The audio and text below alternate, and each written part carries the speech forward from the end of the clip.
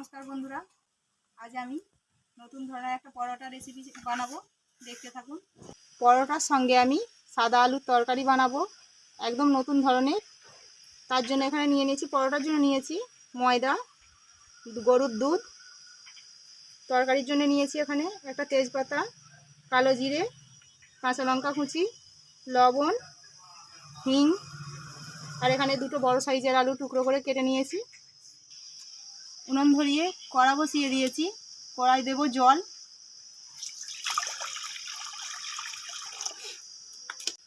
আলুগুলো প্রথমে সিদ্ধ করে নেব, লবণ দেবো। এখানে আমি 1 ঘন্টা আগে হিংটা ভিজিয়ে রেখেছিলাম, এই হিঙের জল অল্প আলুর মধ্যে দিয়ে দেবো। হিঙের জলটা আলুর মধ্যে দিলে আলুর তরকারির স্বাদটা দ্বিগুণ বেড়ে যায়। আলুটা সেদ্ধ হতে থাক, আমি ততক্ষণে ময়দাটা মাখিয়ে নেব। লবণ, সাদা তেল,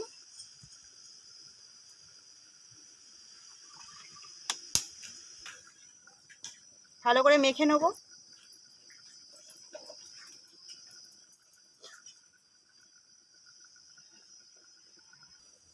দুধটা আমি আগে থেকে জাল করে রেখেছিলাম, ঠান্ডা হয়ে গেছে।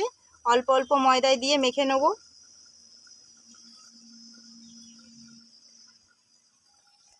ময়দার মধ্যে আমি একটুকু জল দেবো না, দুধ দিয়েই মাখবো।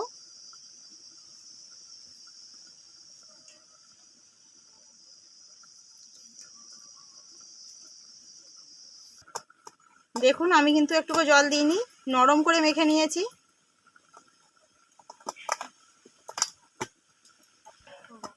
মাখা হয়ে গেছে, এটা আমি কিছুক্ষণের জন্য ঢাকা দিয়ে দেবো। আলুটা সেদ্ধ হয়ে গেছে, ঢেলে নেব। কড়াই তেল দেবো, তেজপাতা, কালো জিরে, লঙ্কা কুচানো,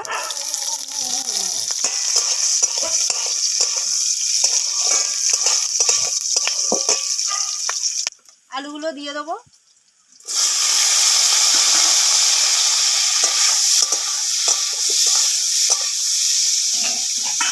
জল দেবো,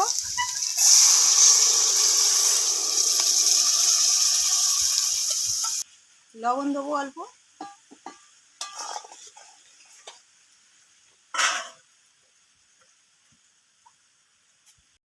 অল্প হিং দেবো,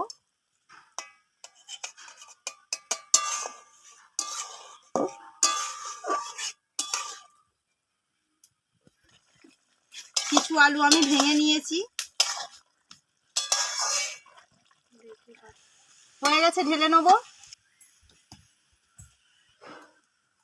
এবার ময়দাটার মধ্যে অল্প হিঙের জল দিয়ে দেবো, দিয়ে ভালো করে মেখে নেব।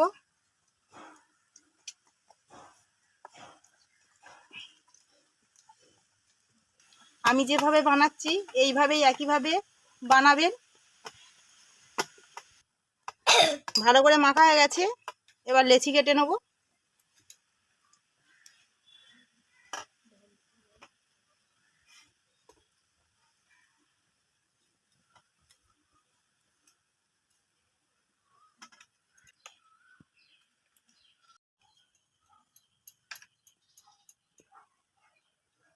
সব লেচিগুলো গোল করা হয়ে গেছে, এবার বেলে নেব। একটু পাতলা পাতলা করে বেলতে হবে।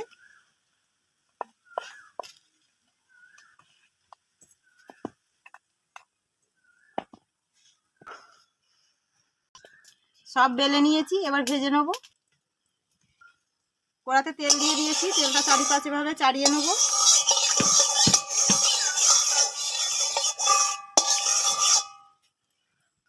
এবার পরোটাগুলো ভেজে নেব।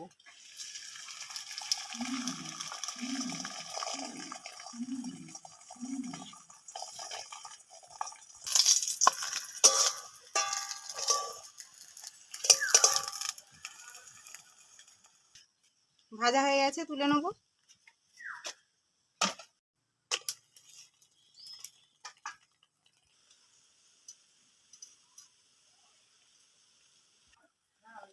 তেল দিয়ে দেবো।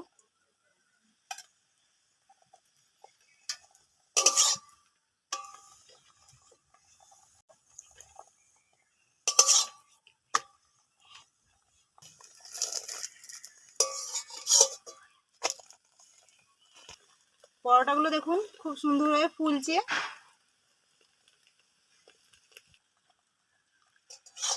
একইভাবে সবগুলো ভেজে নেব। সব ভাজা হয়ে গেছে, দেখুন তৈরি হয়ে গেছে দুধের পরোটা আর সাদা আলুর তরকারি, একদম অন্য রকমের।